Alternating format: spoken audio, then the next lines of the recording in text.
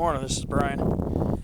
Today is Tuesday, December 5th, 2023, and I'm here at the Desert View picnic area here in the Laguna Mountains, Cleveland National Forest. If my tone sounds a little unenthusiastic and kind of somber, it's because I am kind of somber today. To be honest with you, I really had my heart set on San Ysidro Mountain again. And so I was driving up to try to the south approach, one of the Sierra Club HPS routes to get up there to San Ysidro Mountain is by supposedly going up from the town of Ranchita, going up this dirt road called Lease Road. You drive up that, and then when you come into a private property sign, you bank a right and go up the hill up to Lower Cherry Canyon. And then you're supposed to come up to where the dirt road forks. The right fork would say private property, and the left fork would say BLM, for Bureau of Land Management land. So I did that like I did back in 2021 when that's the one time I went to that area to try San Ysidro Mountain, and then got my car stuck and had to wait around for a little while to get it pulled out. And that was back in November 2021. And that ended up putting me way behind schedule for trying to make a summit bid, especially because November, December is when the sun goes down early, and I don't want to be trying that cross country in the dark. So that day it got scratched. So I went back this time and knew not to go to a certain spot on that dirt road where I would end up sinking part of my tires in sand. So I would find a place to park a little bit closer to where the split in the road occurs, and that's where the sign was. And I'm going to get to that in a minute because that's all part of the story. So I went back this time. You guys were, oh yeah, okay, I'm definitely gonna do it right this time. I'm gonna make it to that trailhead, and I'm gonna finally get up to San Ysidro Mountain. So why am I talking to you from Mount Laguna instead of San Ysidro Mountain? Why is this not titled San Ysidro Mountain Hike, Anza-Borrego Desert State Park? Well, it's because this time when I came up to that split in the road, there was no sign pointing to the left for BLM and sign pointing to the right for private road. Now, apparently, the whole area is private property, and I kept seeing private property signs. So the route I would have taken up Cherry Canyon, up an old eroded dirt road, up to a saddle and dip down and go up the canyon towards the Thimble and San Ysidro Mountain. Apparently the area has been maybe sold off from BLM to private ownership now. So now there are private property signs even there. So apparently Sierra Club HPS Route 1 probably should be delisted. So now I'm going to have to try to find a longer, more difficult approach, either from S22, San Diego County Highway S22, or from the backside at Borrego Palm Canyon or something. The latter would probably require over 6,000 feet of climbing and ridge hopping. So again, no San Ysidro Mountain again, and I've been wanting to climb that for years. So now I'm going to have to try to look at the route that comes from S22, where you walk cross country. There's be a fence on your left, for private property, and then on the right side of the fence is Anza-Borrego Desert State Park, and then find that cross country route and try to map a way, probably hoof it over White Benchmark, and then trying to twist my way towards where the Thimble is, and then finally hit San Ysidro Mountain.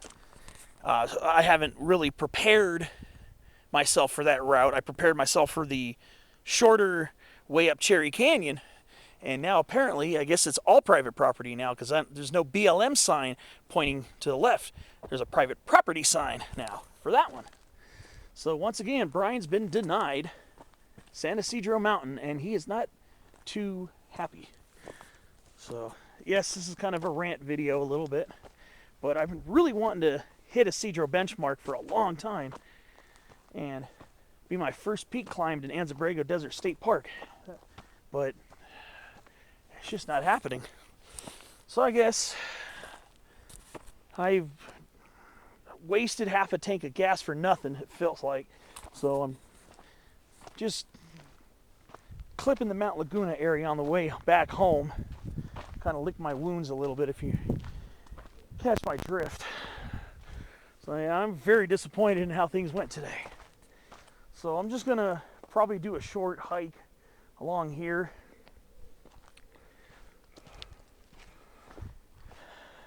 Been here before, but it was actually the last time I was here is when I filmed that short video in the dark, trying testing out my night hiking. But yeah, I'm very bummed out, to be honest with you. So yeah, this might not be the most enthusiastic video. I shot a shorter video over by Pioneer Mail. And that one's a silent video. I don't really start talking in that one. I guess I'll just hike along this for a little while. I'm not sure if this is the PCT or the Desert View Nature Trail. I know there's a Desert View Nature Trail around here. So I'll just follow this around and I guess point out the sights.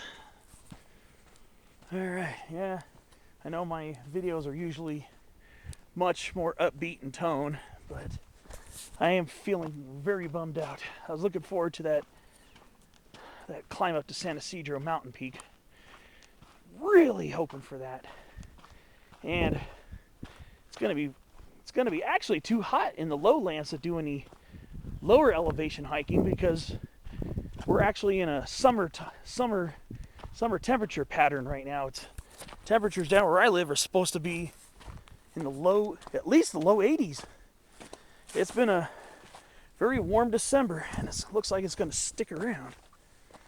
Alright, so here's kind of an interesting overlook here. Pretty nice looking over here. Yeah, there's Stevenson Peak. That's another peak I couldn't make it to, and because that's also private or federal property. Once you get past a certain point, it's not recommended. I know a lot of peak bagger users do it, but it's definitely not recommended because it is private property. All right, I'm gonna look around and catch you on the next clip.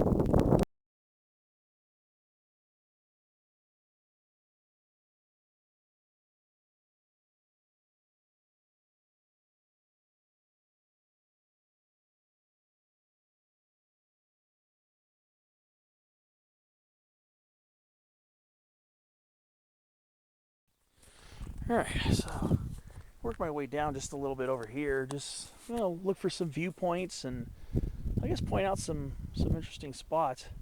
Apparently, there's some oracle oak growing around here. I know I kind of passed by one as I was talking about my lack of enthusiastic vibe today. Again, I hope that doesn't put too much of a damper on this video. I think that's an oracle oak over there. Right there, that one with the yellow and still some green left on it. That's probably an oracle oak there. I know I passed one. Did pass one. We got some pretty good views over here towards the Salton Sea. I'm gonna go ahead and zoom in on that. One of my pictures, one of my previous pictures before this clip, you could see me take a picture of the Salton Sea down there. And of course, I point this one out all the time, and still haven't made a bid to climb that either. That's Whale Peak. And that's also in Anza-Borrego Desert State Park. I was looking forward to hitting my first summit in Anza-Borrego. I was so bummed out. I was really, really looking forward to that today. And there's Rabbit Peak in the Santa Rosa Mountains over there. And that's, I think Anza-Borrego Desert State Park includes Villager Peak too, I believe. I think Anza-Borrego Desert State Park goes up that way too. I'm not 100%. But Rabbit Peak is not in the Anza-Borrego Desert State Park. Otherwise, that would be the highest peak. The highest peak is Combs Peak at 6,193. That's in Anza-Borrego. And the peak I was going to climb today, San Ysidro Mountain, is the second highest peak in Anza-Borrego Desert State Park. But yeah, Rabbit Peak is 6,650-ish feet. It's actually just north of the San Diego Riverside County line. So if it were just maybe about a half mile south, or the county line was a half mile north, Rabbit Peak would be the highest peak in San Diego County by about 100 feet. It has about 100 feet on Hot Springs Mountain over by the Los Coyotes Reservation. So I think that's Blair Valley. I'm not 100%, don't quote me on that, but that might be Blair Valley. I know there are supposed to be a couple different ways to get up to Whale Peak. One of them involves driving on a four-wheel drive dirt road, which my vehicle is a two-wheel drive, and that wouldn't work for me. And then there's also another dirt road that would get you there, and it's supposed to be okay for two-wheel drive, depending on the weather conditions. Now, the four-wheel drive road, that hike would be, I believe, a 4 to 5 mile round-trip hike, and the dirt road with the two-wheel drive access would be more of a closer to 9-mile hike, I believe.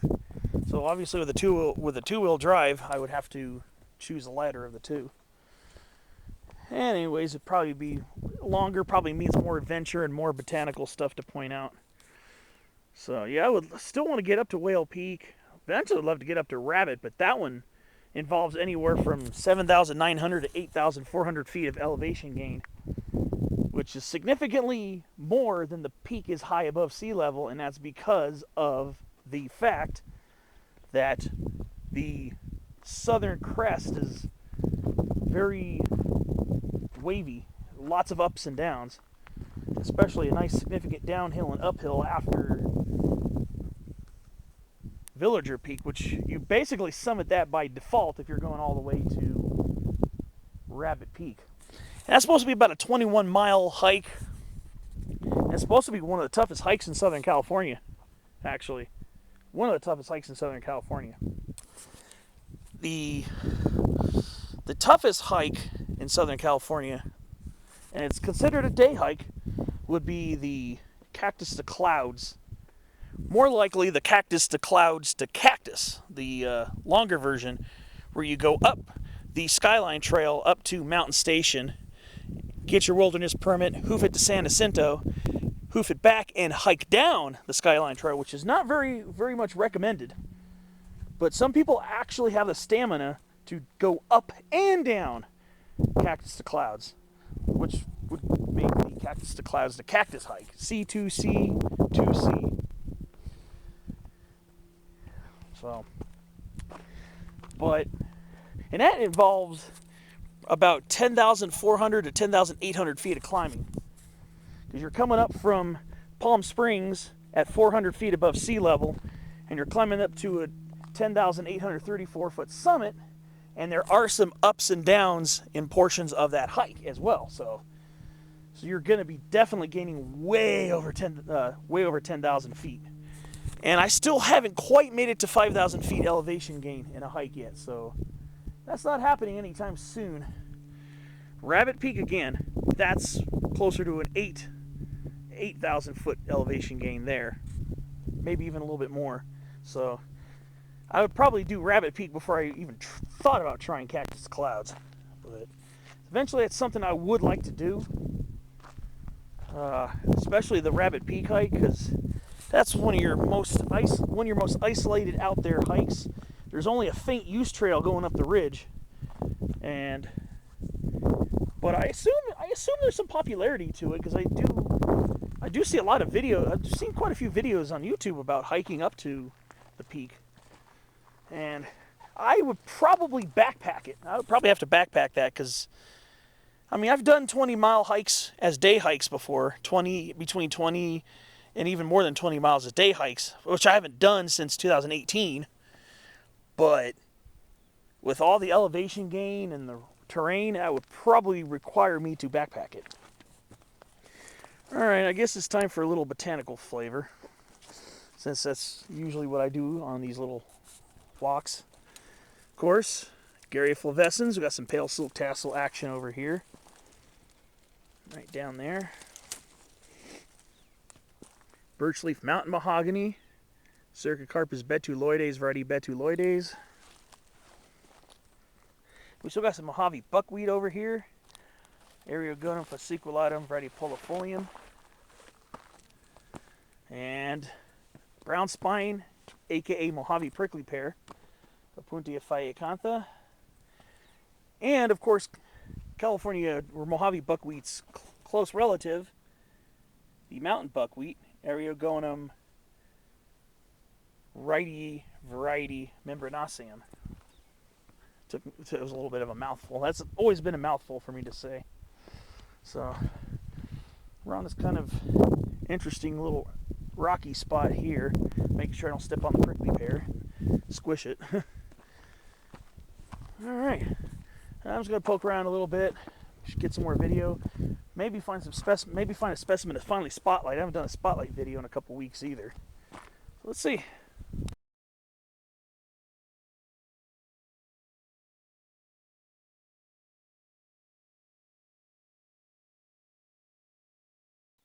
Okay, so that's the trail I took coming over here, and then this leads over to the little overlook. Pretty cool little spot, nice views over there, I'll tell you. So now I'm gonna go head up this way. I did the Desert View Nature Trail back in 2016. That was before I was filming my videos. All right, so yeah, let's talk about Oracle Oak. Looks like this is the third one I've seen. So up till October, I'd never seen an Oracle Oak in the Lagunas. Now I'm seeing them more and more again. So here we go. Quercus morejos. This is a nice little specimen here. Beautiful. So yeah, this one is usually much later to start changing color. The black oaks are mostly leafless, except for there's still a patch of fall color left over there. Very late this year. It's December, and we still got leaves on some of these trees. Oracle oak, most likely will be. This one will probably be half evergreen. So a lot of these leaves are going to persist through the winter. It's a beautiful Oracle oak too. Very nice bushy specimen here with a nice little hefty trunk. Go take a look at this. Let's look at this beautiful trunk. There's actually a California black oak right next to it.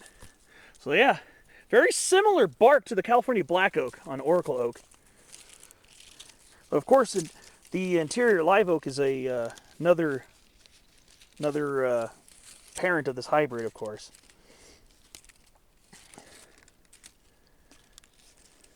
But yeah, like the black oak, it's got some lobes in it, and it's got bristly teeth on the edge of the lobes too, kind of like your normal California black oak.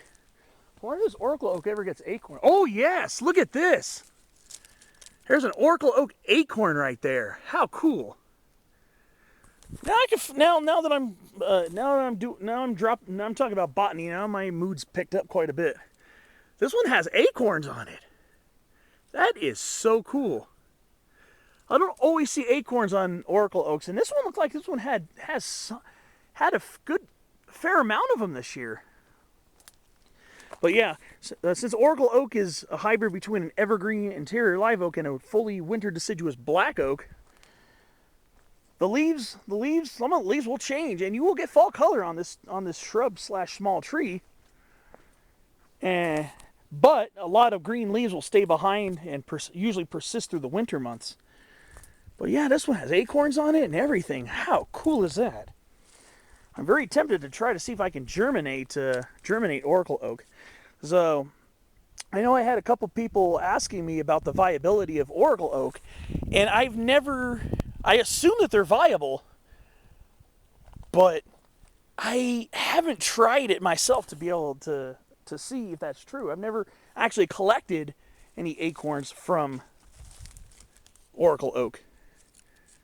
So it's kind of a curiosity. I really love seeing these Oracle oaks. I love seeing hybrid oaks because they're just so interesting to look at and they're so interesting to see. I just love Oracle oaks. I find them so fascinating, so interesting.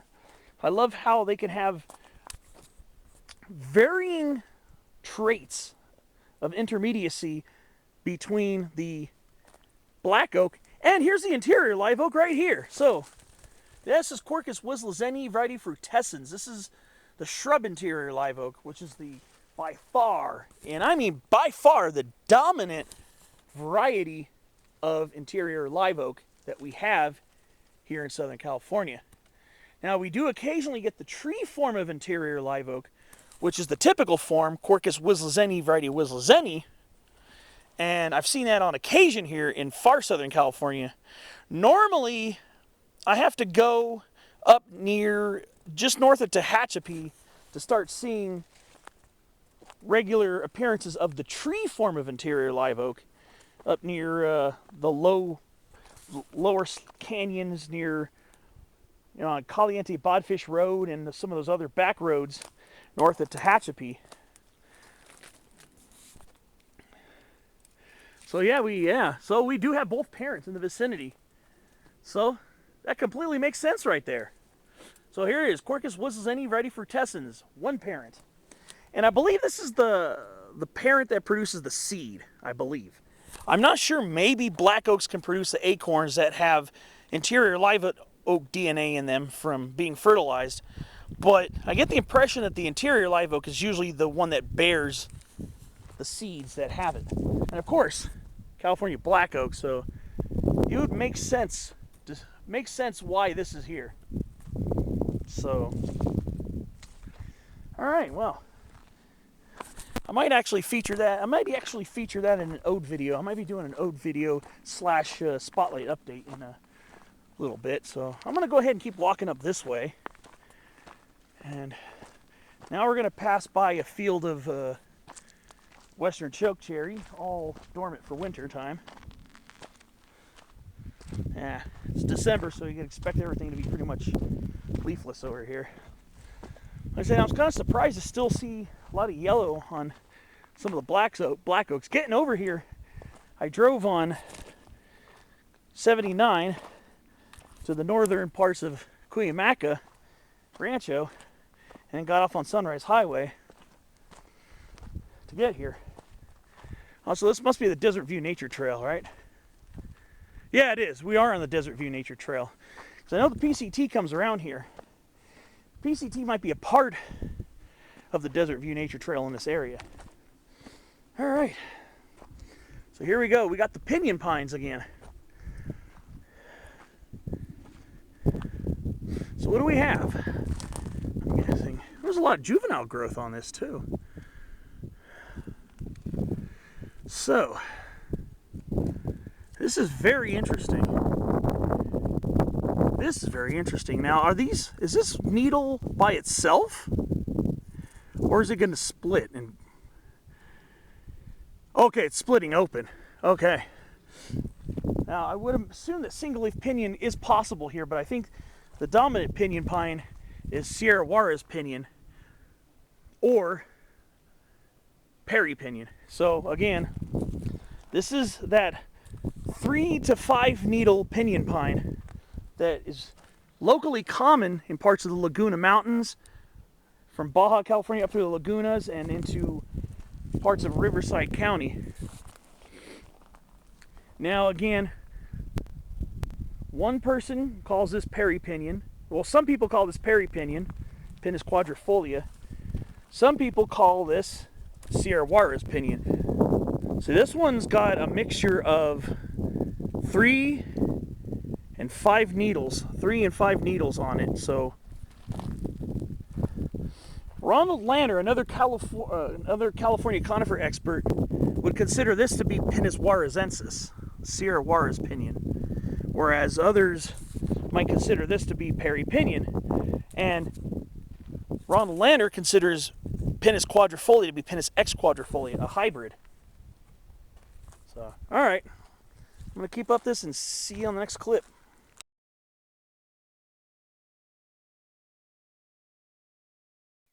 That's a pretty nice little trail. Like I said, I've been here before. It's been several years.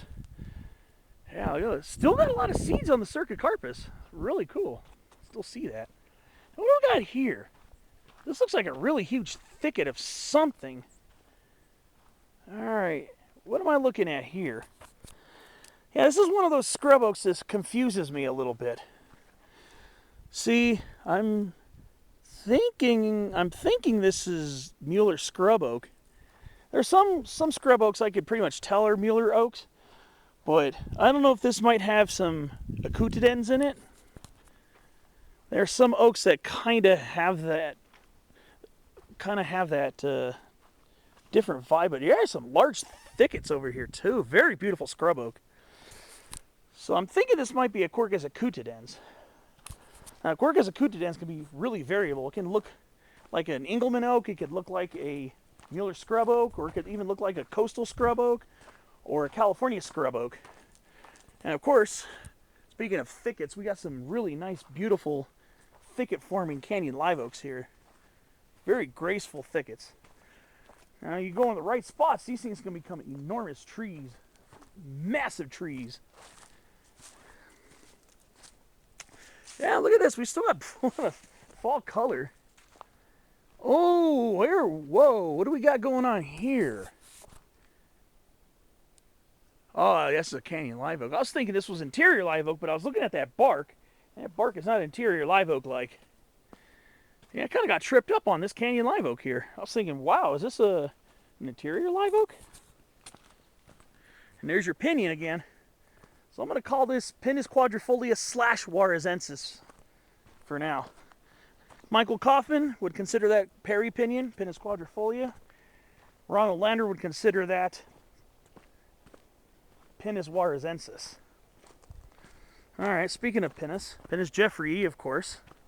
Pretty common sight here in the Lagunas. Actually, this is by far the dominant conifer in the Laguna Mountains.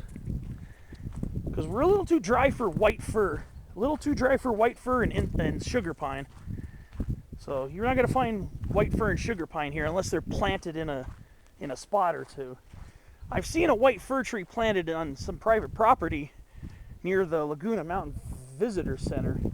I saw a white fir in somebody's cabin yard of somebody's cabin. And you can see the fall color is pretty over for the black oak here. Now the leaves are actually dried up. Now sometimes the dried leaves can be persistent for quite a while on the black oaks when the leaves are dead and brown and dried up like that, like there. That's actually a trait a lot of oaks use. A lot of oaks use that trait, especially pin oaks. Quercus palustris, that's the pin oak of back east. Especially the younger trees tend to hold on to their dried, wrinkly, dead leaves through the winter and then finally drop off when the spring winds whirl everything up. So, and pin oak is a fairly close relative of California black oak because it's a red oak. So yeah, we're in this nice little swale here. Some smaller, younger Jeffrey pines. So yeah, this is a very pretty area here. So I'm definitely feeling the bummed out part of me slowly fading away. That's why I'm just trying to get some good vibes going, and apparently that little vista point in the Oracle Oak and the Pinyon Pines and now the little Jeffrey Pine forest here have definitely perked me up, so I think I can just keep the good vibes going for the rest of this video. So, yep, Desert View Nature Trail. Very cool little spot. Now the trail starts out at it's kind of hard for me to find it. I kind of just walked along a trail leading from the picnic area and ended up finding a path. Now the trail starts out again at around Desert View picnic area at about 5,900 feet, and it does crest over 6,000 feet in a couple spots. I haven't really gained a lot of elevation on this. It's a little bit of up and down, but very mellow. Very easy trail. It's a short nature trail, so don't expect a major mountain climb. But you got a nice little forested spot here of young Jeffrey pine.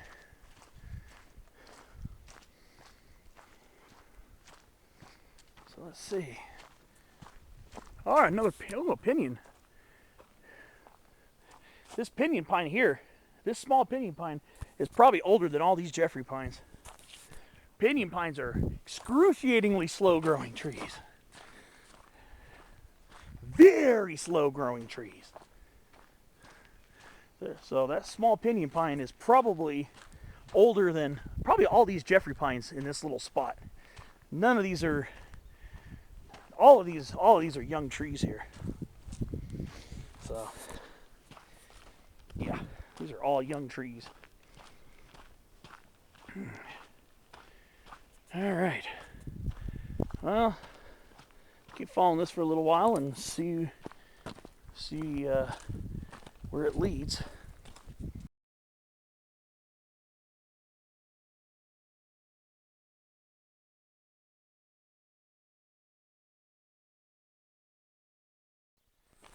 All right, so it looks like I'm coming out. I think this is Burnt Rancheria Campground. I know it's near the Desert View picnic area, and it's about 100 feet lower, I think, than Desert View. Yeah, I think this is Burnt Rancheria over here, I believe. That's the nearest campground. And I think this is it. I think this is Burnt Rancheria. I've driven through Burnt Rancheria once before. I've hiked near here before too. I think I went down here when I did that hike back in 2016.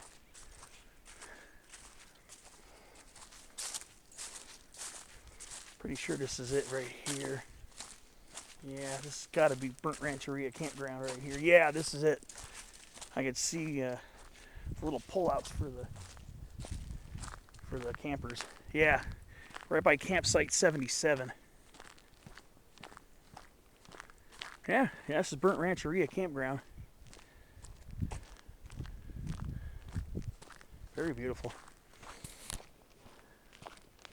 Yeah, one time I drove around here, I ended up really having to drive slowly because when I came through here, there were tons of squirrels running across the little paved road.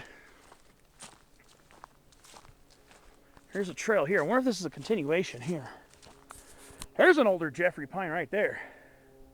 Finally, some older ones down. Some older ones, a little bit older ones here. Yeah, that one's been around for a while. But here's a trail right here. I think this is a part of the Desert View Trail. So let's go follow this up. Let's see.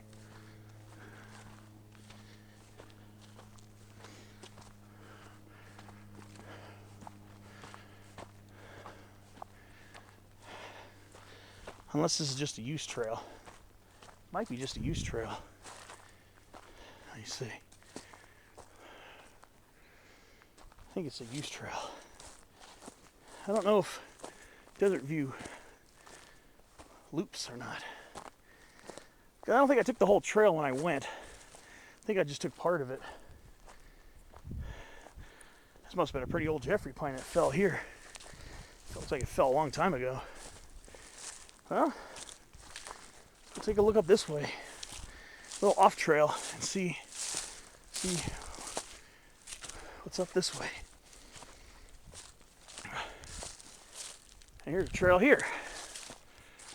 Interesting. kind of a use trail here. Not sure where that leads, but it's leading more towards the east. Kind of going away from Desert View. Gotta kind of go north a little bit. Pretty cool though. Kind of neat to explore and see what else is out here. I'm gonna go follow this a short distance. Something interesting up ahead. There's a barbed wire fence. There's a trail over here too. Okay, this is the continuation of the Desert View, I think. Yeah, this is the Desert View Nature Trail here. Must have needed to go through the campground more. So what does this say? Oh, yeah, this is where the two trails merge. So this is both PCT and Desert View. So, pretty cool. All right, now let's go see what this is all about over here. I wonder if this is the Indian reservation. I wonder if this is the Cuyapaipe reservation. Yeah, this is the start of the Cuyapaipe reservation. Yeah, here's the sign right here. So yeah, this must be the Cuyapaipe reservation. The highest peak in the Laguna Mountains is actually on this land. It's kind of up that way. It would be Cuyapaipe Mountain. And people do hike it. Since it's on reservation land, it's not National Forest land. So if you're looking to do that, I think you have to have written permission to hike Cuyapaipe.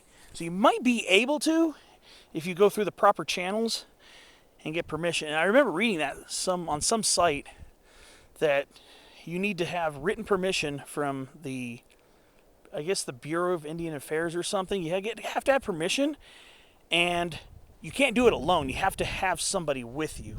But I imagine large groups are probably out of the question.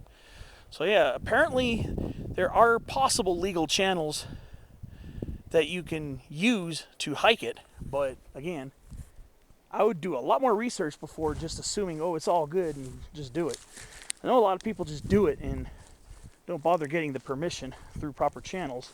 And I'm a person who does not like to trespass. Another reason why I aborted trying to hike up to San Isidro Mountain through that Cherry Canyon route. There are a couple other peaks around there I wanted to hit too, but obviously it just wasn't meant to be today. So yeah. So we got the Desert View Nature Trail. It goes up this way. So this is where the PCT and the Desert View merge together and become the same trail for a while. And I think if you go up this way, you'll top out at about 6,000 feet, maybe just barely above 6K. And it looks like the Desert View Trail goes this way too. I'm kind of curious to check that out too. But I don't know if I have enough memory on my card to do a full hiking video on that. I'm just going to go up this way for a little bit and see. This will head me back towards the campground. Not the campground, the Desert View picnic area. Alright, well, let's see.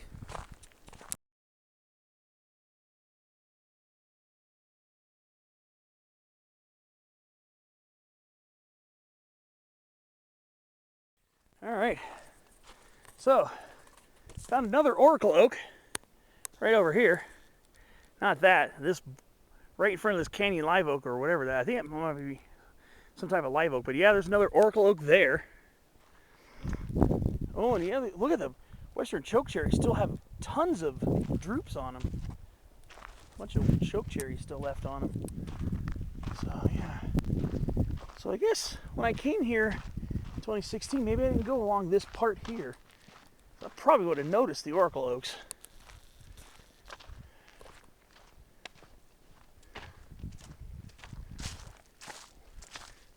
So let's see.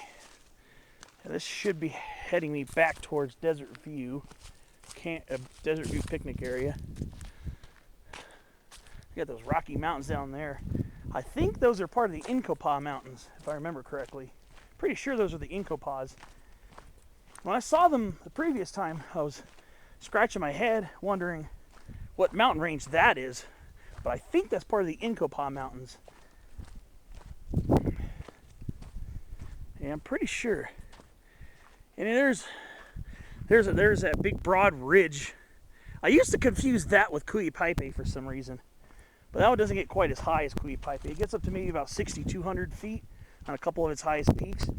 But that area is also on the Cuiapaipe Reservation. So that place really interested me too, but that's pretty much off limits. I don't know if that area has any permission granting bit going on. I think I'm coming up on another Oracle Oak. So yeah, well, we certainly got the interior live oak here. Yeah, we definitely got interior live oak around here. Well, it's gnarly. What do we got here? A pink bract, huh? Kind of looks like a pink bract manzanita.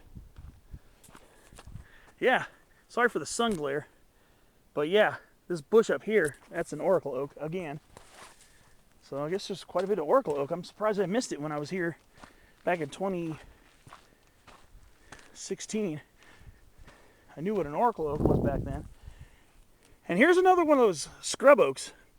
Kind of walks the line, kind of reminds me of Mueller scrub oak, but I expect a little more grayish color, unless Mueller scrub oak has a lot of that variability as well, which wouldn't surprise me actually. So this right here, I'm pretty sure is your Quercus cornelius Muelleri. This one has more of that coloration I'd expect. Yeah. Here's your acorn on Quercus cornelius Muelleri. All you had to do was barely tap it and it came off. Pretty small acorn. So yeah, these appear to be Mueller scrub oaks. Some of them. I've kind of halted on doing a spotlight video on it in case I mistaken an acutidens by mistake. Acutidens is a hybrid that has Cornelius Muelleri as a parent. So yeah, I expect there to be a lot of similarity. This is a very beautiful trail. Should be back at Desert View pretty soon. This is a pretty short little hike that I'm taking here. Here's another scrub oak. Acorns are quite differently shaped. Whoops, didn't mean to. Well, again, I just barely tap it. That means it's fully ripe. It's ready to come off. So yeah, it's a nice, cool acorn right here. Let the squirrels have at it, or let the oak germinate. But yeah, I'm really curious about that Oracle Oak. I'm wondering if I could germinate it. All right. Yeah. I think those are the Incopas. I'm pretty sure those are the Incopa Mountains down there. Looks like they partly branch off from the Lagunas. Kind of like the small sawtooth range that branches off of Garnet Peak. There's a small range of hills that branches off from Garnet Peak, and it's called the Sawtooth Range. And there's a small peak 46, 48, that eventually I'd like to try to see if I can navigate to by climbing over Garnet Peak.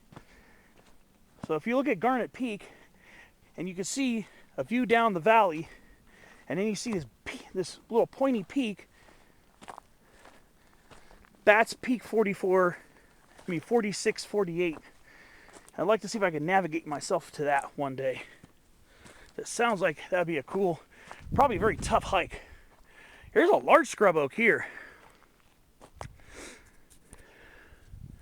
So again, I'm still a little hesitant to fully identify this, but definitely appears to at least have the DNA in it of Cornelius Muelleri, which I'm assuming most if not all the scrub oaks here have. Whether it's a full Cornelius Muelleri, not so sure yet. But I think the ones with the grayer leaves would be your more likely bet for full-blown Cornelius Muelleri. So here's the Desert View Trail. Again, it's looking towards Stevenson Peak. That's how I know I'm pretty close to the picnic area. Oh, it's a nice, cool little hike. I didn't even bring my water or anything with me. And here's more of that Laguna Mountains or the Peninsula Ranges subspecies or variety of Aerodictyon trichocalyx. This is Aerodictyon trichocalyx variety lanatum. And these get pretty tall here. I'm not used to seeing Aerodictyon trichocalyx this tall. I'm about 5'7". This bush is probably about 5'9", 5'10" inches tall. I'm not used to seeing that. So yeah, here's more of that pinyon. Oh, there's the pinyon I visited earlier. I came down from that way, apparently. All right. Pretty interesting stuff. Just figured I had to at least shoot some video for this portion of the hike, for this portion of the area. I do come up to Laguna Mountain recreation area on a pretty regular basis. Obviously, it's within pretty decently short drive of my house. So, and being that it is a mountain range and I love being in mountains, you pretty much expect me to want to come here a lot. So,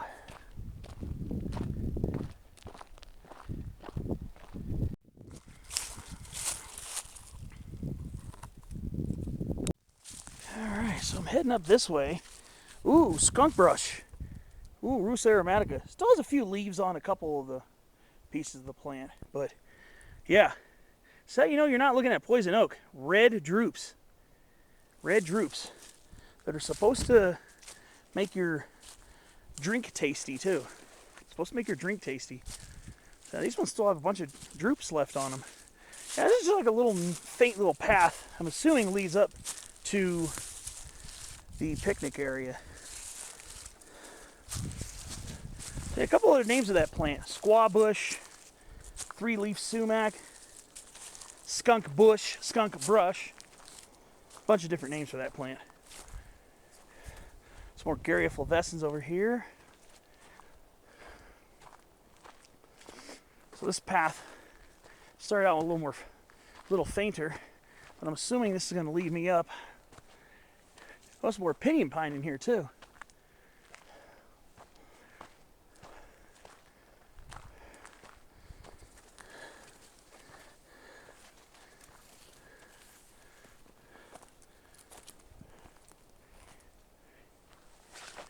There's more canyon live oak thickets. There's another pinyon pine right here. That's one thing I love about the lagunas and the southern San Jacintos, seeing Perry pinyon. I wonder if Perry pinyon would also grow in the Santa Rosas. I imagine it would. Yeah, I have seen it. I have seen one along Santa Rosa Mountain Road when I did that long 20-mile hike up to Santa Rosa Mountain back in 2017. I know I've uploaded a few clips of that hike, mostly the higher elevation parts where I'm near the peak and I'm hiking down from it in a lush conifer forest. Santa Rosa Mountain is an incredibly beautiful place to visit. Let me tell you, if you have a good enough car, I think you might want to use four-wheel drive, or at least have four-wheel drive capability to get up there. That's, I think, 7N02, I think is the Forest Service road number. But I don't know if it's required. I've never tried driving it. Actually, I hiked the 10 and a half miles to get up to Santa Rosa Mountain, and its neighboring sub-peak back in 2017. So I'm going to see if I can still access all the clips to that and maybe make a full video out of it. Because it starts out in Desert Transition Chaparral, very much Chaparral, but it's getting close to the edge of the desert. So and it's 10 miles, about 10 and a half miles to Santa Rosa Mountain Peak. Probably closer to 10 and a half if you include the neighboring peak at 8058. And then it's a long, arduous hike because you're hiking up a dirt road for many miles, but the scenery changes from chaparral, occasional spots of oak woodlands, and then a nice canyon live oak forest, and there's one ravine at 6,100 feet, and you see your first incense cedar there. And then you climb up. Once you get up towards 7,000 feet, you're in a very lush Jeffrey pine, white fir, incense cedar, and sugar pine forest. Some pretty sizable trees up there too. Nothing record-breaking, but beautiful nevertheless. All right, so I think I got off a little bit off the trail here. It looks like another used trail here. I'm just going to keep following it down. I think I'm near the picnic area now. So at least I was able to get out and get some video in despite not making it up to San Ysidro Mountain again. Sometimes I feel like I'm not meant to climb that one. Sometimes I kind of get that negative thought in the back of my head. Yeah, we're back. I can see my car over there. I can see where I'm parked. Right over there. So I'm just going to hoof it back to the end here. That'll pretty much do it for this video. I know I saw another oracle oak earlier, but I think I was down the other way, I think. Yeah, I was down the other way. I saw it. Oh well. I think this will about do it. I think this video I think it's pretty comprehensive coverage of this area, besides taking more of the Desert View Trail by Burnt Rancheria. That's more towards the Burnt Rancheria side. But it should be a nice introduction to this area.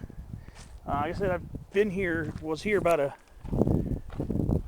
just under a month ago, and I did a video practicing filming in the dark. But I have bought a flashlight since then, so that should hopefully serves me better. Because eventually I'm going to be starting hikes in the dark. Especially now we're in December and January, when the daytime is much shorter. I'm going to need to start my hikes and probably finish them in the dark. So I want to make sure, I got a good set of batteries, good headlamps. I got headlamps. I'm good on that. I got actually quite a few. I got a few pairs of headlamps, or a few headlamps, but I needed a flashlight, so I got a flashlight. This kind of ends up back where I started. Out over here. Picnic tables. Again, I think those are the Incopa Mountains right there. I think that's what those are. I think those are the Incopas. INKO-PAH.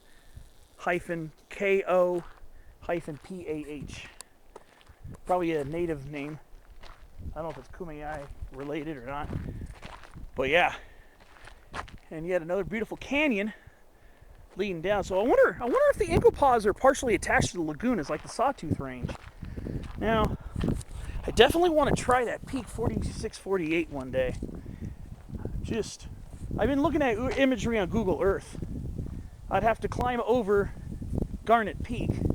I'd probably start at the shorter Garnet Peak trailhead along Sunrise and do the shorter version to get up there, because when I crest over the peak, Garnet Peak, I have to descend about 1,400 feet and then climb up about 200 feet to get to 4648. It's basically the next peak roughly east-ish from Garnet, going downhill on the backside of Garnet Peak.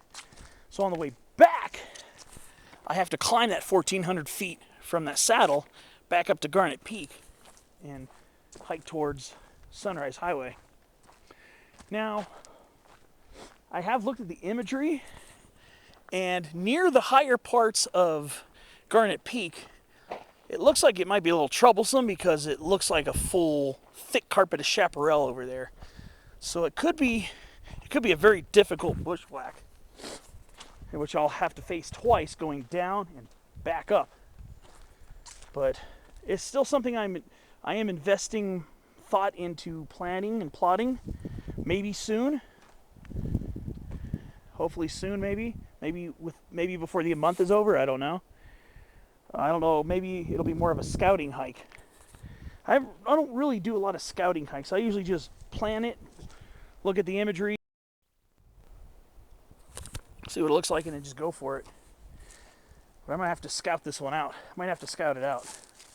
So again, if you don't want to have to do the extra distance, because I'm pretty sure climbing back out is going to make you very tired, park on the side of Sunrise Highway where the little Garnet Peak Trail makes a direct beeline towards Garnet Peak, and then you're going to have to cross the east slope of Garnet Peak very carefully and make your way through a very thick area of chaparral. Once you get down a certain way, once you get down a few hundred feet from the higher parts of Garnet, it looks like it opens up, looking at the imagery. I don't know about the rock scrambling. It doesn't look like it's too much rock scrambling, but that's something I want to plot out for a future hike. Definitely want to at least try it and see if I can make it to Peak 4648. Just because it's there and it looks interesting. And I can just imagine, since it's right near where Storm Canyon is, I can imagine the views of Storm Canyon are going to be absolutely phenomenal from that ridgeline, and probably from that peak too. Not just Garnet Peak. But yeah, I guess that's enough yapping. I guess that'll take care of this video. I'm just going to probably start heading back home maybe. Probably start heading back. Kind of not as bummed out as I was earlier, especially when I started seeing those oracle oaks. That kind of cheered me up quite a bit. Yeah, it's about 9:30 right now. All right, well, thanks for watching my video. Hope you enjoyed. I know it started out kind of in a bummer way, but hopefully you enjoyed the rest of it. I pointed out some area landmarks. And here's your Desert View picnic area. See you on the next video.